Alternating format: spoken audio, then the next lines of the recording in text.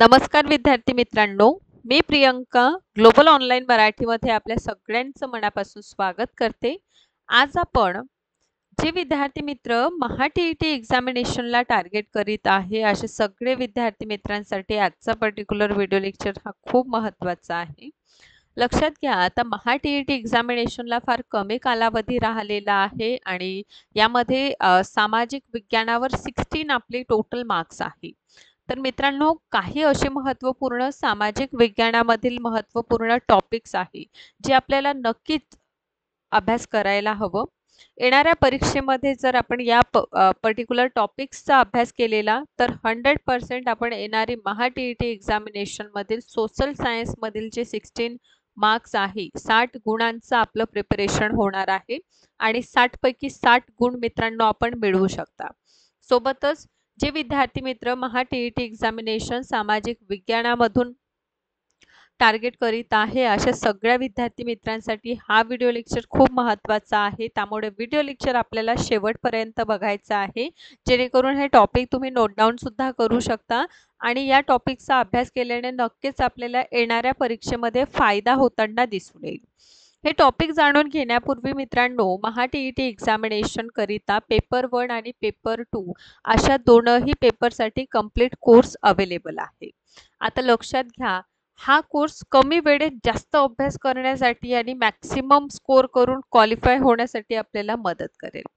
Video lecture live आपल्यासाठी available आहे, recorded फॉर्ममध्ये बघू शकता आणि आता बघा शॉर्ट्स नोट्ससुद्धा अवेलेबल आहे, कारण कमी वेळ आहे आणि कमी वेळेमध्ये मॅक्सिमम आपल्याला अभ्यास करायचा आहे. त्यामुळे नोट्स अवेलेबल आहे, आपल्या प्रॅक्टिसकरिता टेस्ट अवेलेबल आहे, एम-सी-क्यूज आहे आणि कमी वेळेत इफेक्टिव्ह अभ्यास कसं करायचं त्यासाठी गाईडन्स सुद्धा आपल्याला मिळेल. कोर्सची फीस 3000 आहे. आजच आपण जॉईन करू शकता. हे ऑफिशियल नंबर्स दिलेले आहे. तर लक्षात घ्या, काही असे महत्त्वाचे टॉपिक्स आहे. आता या काही टॉपिक्समध्ये एक सांस्कृतिक भाग जो आहे, कल्चरल हिस्ट्री, हे करा. कारण यावर आपण बघतो की वारंवार जे आहे परीक्षेमध्ये प्रश्न येतात. प्राचीन भारतावर आणि जग पर्टिक्युलर आपल्याला वारंवार, कारण मित्रांनो आता आपल्या सगळ्यांना कल्पना आहे की जवळपास 5 इयर्सपेक्षा जास्त वर्षाचा प्रश्नसंच आपण अभ्यास करून घेतलेला आहे आणि हा प्रश्नसंच अभ्यास केल्यानंतर हे जे टॉपिक्स मी तुम्हाला आज सांगित आहे ते किती जास्त महत्त्वाचे आहे हे तुम्हाला सुद्धा लक्षात येईल. जर आपण व्यवस्थितरित्या क्वेश्चन पेपर माझ्यासोबत अभ्यास केलेला आहे तर नक्कीच हेल्पफुल सेशन असेल. धार्मिक समन्वय अभ्यास करा. मुघल सत्तेची स्थापना आणि विस्तार कसं झालेला, फक्त मुघल सत्तेचाच अभ्यास करायचं नाही, तर पर्टिक्युलर चित्रकारी किंवा स्थापत्य कला जी आहे ते सुद्धा अभ्यासा. लिटरेचर सुद्धा आपल्याला अभ्यास करावं लागेल. नवा सत्ता केंद्रांची निर्मिती, सगळ्यात महत्त्वाचं शिवपूर्वकालीन महाराष्ट्र, शिवकाल, आपल्याला स्वराज्य स्थापना कशा प्रकारे झाली, हे दोनही टॉपिक आणि शॉर्ट 100% येणाऱ्या परीक्षेला या भागातून आपल्याला प्रश्न मित्रांनो खरंच दिसायला मिळेल.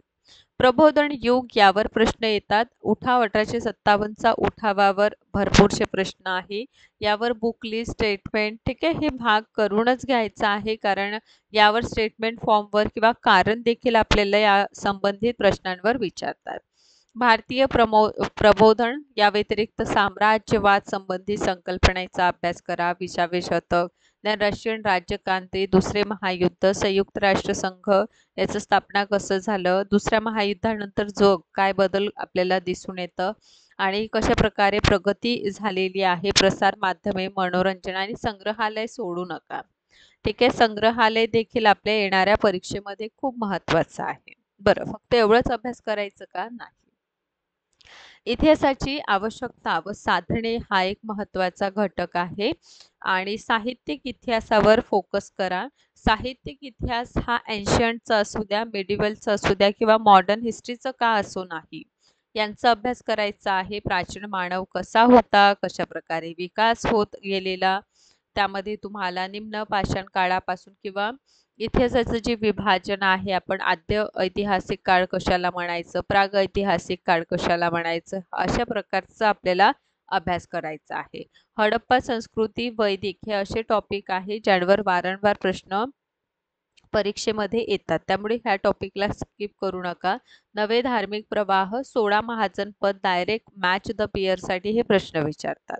नागरिकशास्त्राचा अभ्यास करायला विसरायचं नाही. पंचायत राज व्यवस्था, नगर परिषद, महानगरपालिका, संविधान, लोकशाही हे सगळेच मेजरली वारंवार विचारलेले प्रश्न आहे आणि यापूर्वी देखील मी तुम्हाला बहुतांश टॉपिक जे आहे ते सांगितलेलं आहे आणि त्या टॉपिकमधून प्रश्न देखील कसे विचारतात हे सुद्धा तुम्हाला डेमो थ्रू सांगितलेलं आहे.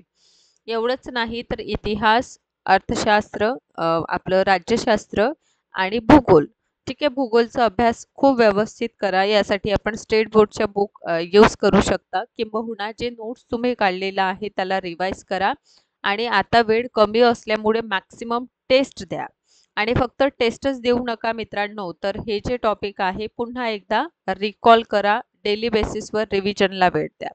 व्हिडिओ लेक्चर आवडला असेल तर नक्कीच लाईक करा.